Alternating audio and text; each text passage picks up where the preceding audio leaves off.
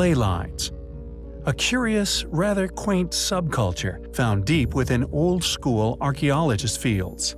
Like that of the crop circle, they are looked upon with an air of cynicism. The ley line is another intriguing theory that once one begins to dig into, finds the work of passionate, revered, and highly capable individuals who pursued the subject with hunger. One begins to see a rather compelling and convincing side to the field of study, which the deeper one digs into, the more convinced one can become. The Earth Mysteries movement. Much of modern culture is aware of the rebellious nature during the 60s. People rebelled in many ways, and the music became legendary. However, what many people may not be aware of is that there is also a rebellion within academic archaeology. John Mitchell was one particular individual who played a major role in promoting a belief in ley lines. His respected status risked, as we have discussed many times, for if one even in the most established of positions can find their career disintegrate around them simply for not supporting currently funded paradigm. Yet regardless, John helped to professionalize the discipline. His acceptance, but more importantly, his valiant public exposure of his opinion, made the subject a movement, no longer a cynical pseudo-vocation. The transcendence of theory to reality for ley lines meant that it was no longer an amateur-dominated field of research.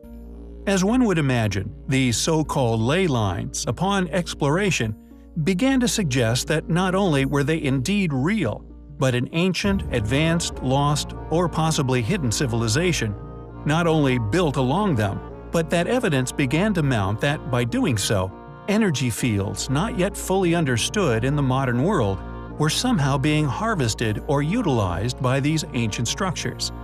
Inevitably, this deepening of controversial conclusions made by many capable archaeologists, they inevitably began to be battled against by mainstream institutions. It was in the latter decade that advocates of energy fields and their significance within an extremely ancient culture, who somehow knew of these complex grid systems, was ultimately the rub, as with the pyramids. It is the advanced nature of ancient ruins, later realized, which sentences said site to dismissal, conspiracy, and ignorance by funded institutions. Thus, anyone who had researched and subsequently become convinced of ley lines began to be labeled as members of the counterculture, where, in the words of the archaeologist Matthew Johnson, quote, "they were attributed with sacred significance or mystical power."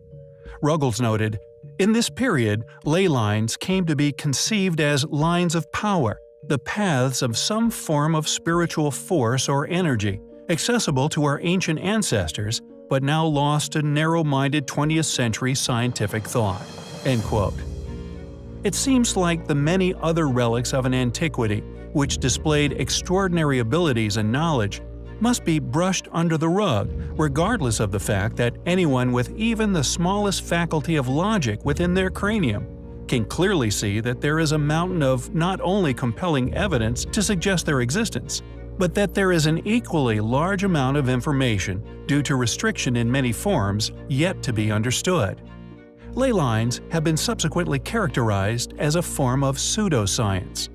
Within the Skeptics Dictionary, Robert Todd Carroll noted that none of the claims about magnetic forces underpinning putative ley lines have been scientifically verified. Williamson and Bellamy characterize ley lines as, quote, "one of the biggest red herrings in the history of popular thought." One criticism of Watkins' theory stated that given the high density of historic and prehistoric sites in Britain and other parts of Europe, finding straight lines that connect sites is trivial and ascribable to coincidence. Johnson stated that, quote, "ley lines do not exist."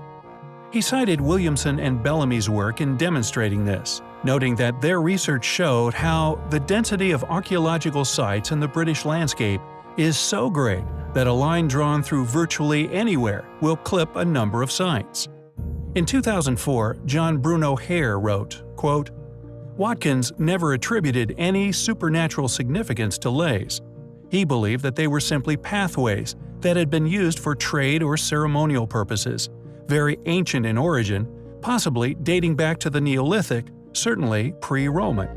His obsession with leys was a natural outgrowth of his interest in landscape photography and love of the British countryside. He was an intensely rational person with an active intellect, and I think he would be a bit disappointed with some of the fringe aspects of ley lines today." End quote.